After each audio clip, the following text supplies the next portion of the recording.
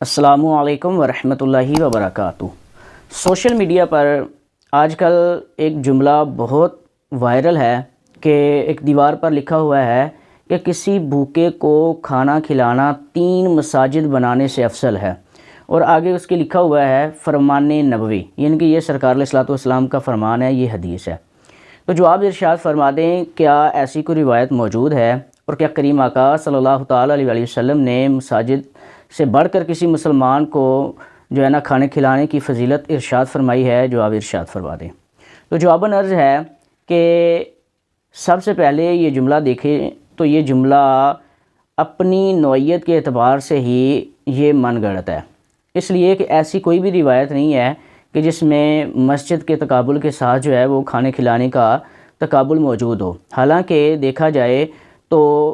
اسلام، شریعت اور کریم آقا صلی اللہ تعالیٰ علیہ وسلم کے فرمودات ہمیں یہی سکھاتے ہیں کہ مساجد بنانا بھی بڑا کام ہے اور بھوکے کو کھانا کھلانا بھی بڑا کام ہے۔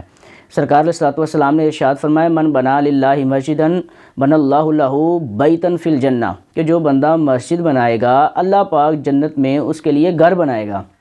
اسی طرح سرکار علیہ الصلوۃ والسلام نے ارشاد فرمایا کہ مغفرت کروانے والے کاموں میں سے ایک کام یہ ہے کہ کسی بھوکے کو کھانا کھلا دینا، اور کریم آقا صلی اللہ تعالیٰ علیہ وسلم کی تعلیمات سے یہ بات روزے روشن کی طرح عیاں ہے کہ اسلام بھوکے کو کھانا کھلانے کے مخالف نہیں، حق میں ہے، لیکن یہ ملحدین کی طرف سے، یہ داہریہ لوگوں کی طرف سے ایک سازش ہے کہ مسلمانوں کے جو شعار ہیں یا شعار اسلام ہیں ان کو ٹارگٹ کیا جاتا ہے۔